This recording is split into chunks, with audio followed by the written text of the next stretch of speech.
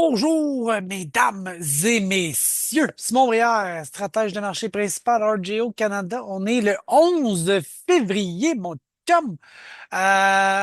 Donc, la Saint-Valentin, c'est dans 3 jours. Tu as encore le temps d'acheter du chocolat pour ton conjoint, ta conjointe. Mais fais pas le saut, ça va être très, très cher. Le chocolat, il vaut 10 000 piastres la tonne. Habituellement, c'était quoi, 2 3 000. Donc, aujourd'hui, là, ça va coûter plus cher. Ça va être la même chose pour Pâques. Donc, si vous en recevez, là, soyez remplis de gratitude.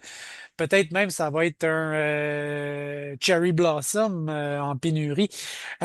Chocolat Saint-Valentin, c'était ma partie de faits divers, des choses qui coûtent cher. En fait, vous l'amenez au restaurant, un bœuf bourguignon ou un steak, une petite bavette, un steak frites, ça va coûter cher. Ça aussi, plein de gratitude. On finit ça avec un café à Arabica qui vaut un prix de fou. Dans le fond, là, toutes les choses, le fun dans la vie coûte cher de ce temps-ci. C'est un peu embêtant. Autre chose que j'attire votre attention, évidemment, là, c'est ces tarifs douaniers sur l'acier et l'aluminium. Section 232 des tarifs, ne pas se mélanger avec matricule 728. Faut que les deux avaient des matraques. Mon Dieu, je t'en forme. 25 de tarifs, donc les droits de douane, autant sur l'acier que l'aluminium. Euh, on va voir qu'est-ce que ça va donner éventuellement sur l'inflation. On va voir des statistiques demain. Demain, l'inflation, je pense pas que ça va inclure évidemment là, ces risques-là. On s'attend à quoi? La dernière fois, c'était l'inflation 2,9. On va voir demain, ça va ressembler à quoi? Je pense que ça va ressembler à peu près à ça. 2,9, peut-être 3%, 2,8 dans ces eaux-là. Euh, Malgré tout, hein, les tarifs douaniers, on n'a pas eu cette transaction-là hyper volatile de la semaine dernière sur le dollar canadien, même que très, très peu de réactions sur le dollar canadien. Euh, Très peu de réactions aussi sur les indices boursiers S&P 500. On a vu qu'est-ce que les dernières annonces de tarifs avaient fait. Aujourd'hui, très peu. Je pense que est-ce qu'il y a une exubérance des investisseurs ou des cambistes en se disant, bon, c'est ça pour maintenant, puis ça va changer éventuellement, une sorte d'accoutumance à ce genre de nouvelles. Peut-être que, étant donné que c'est pas des tarifs douaniers, si je reviens au dollar canadien, qui sont appliqués juste au Canada, mais c'est sur l'ensemble des marchés. Mais techniquement, on va garder notre avantage compétitif sur l'acier et l'aluminium par notre géographie, notre taux de change aussi. Donc, c'est peut-être un peu moins pire que ce qu'on croyait.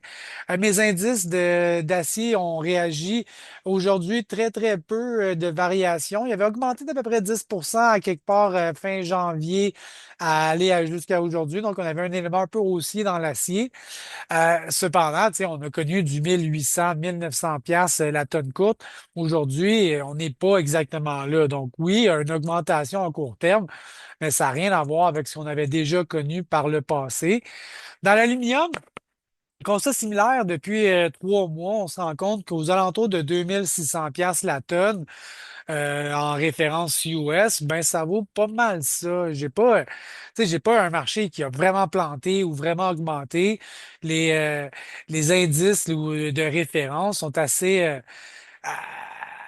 calmes, je dirais. Puis là aussi, si je regarde depuis 10 ans, ben, l'aluminium à 2600 piastres, c'est un petit peu plus élevé que l'année passée, mais rien à voir avec l'accélération de la pandémie, un peu comme l'acier, l'invasion russe en Ukraine. Donc, on est, somme toute, relativement calme. Rapport maintenant de grain, le supply and demand, offre-demande dans le grain, ben, ça a été essentiellement très, très plate. Peu de changements. Je regarde les révisions dans le maïs, mais rien pantoute.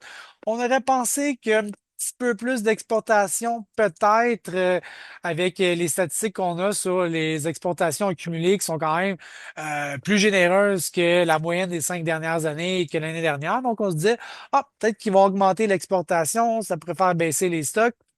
Rien de tout ça.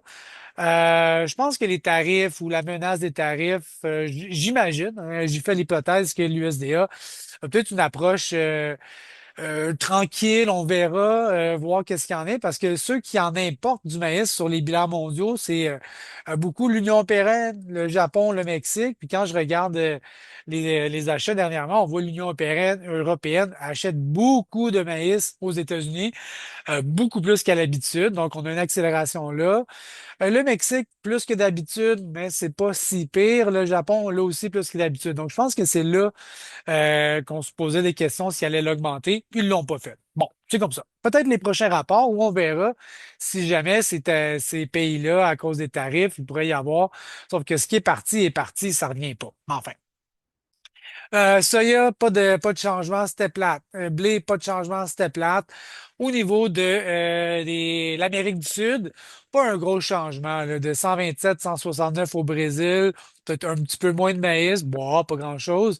Et pour l'Argentine, peut-être 1 million, 2 millions. Donc, on voit que un peu moins de stock en Argentine, soya, maïs, mais c'est combiné les deux ensemble, c'est quand même une très grosse production par rapport à l'année dernière. Donc, juste dans le soya, on voit la différence. C'est 15 millions de tonnes de plus de soya au Brésil. Ça explique les variations très mineures à la bourse aujourd'hui, mais ça demeure quand même assez élevé. 4,84, le soya 10,43 du boisseau.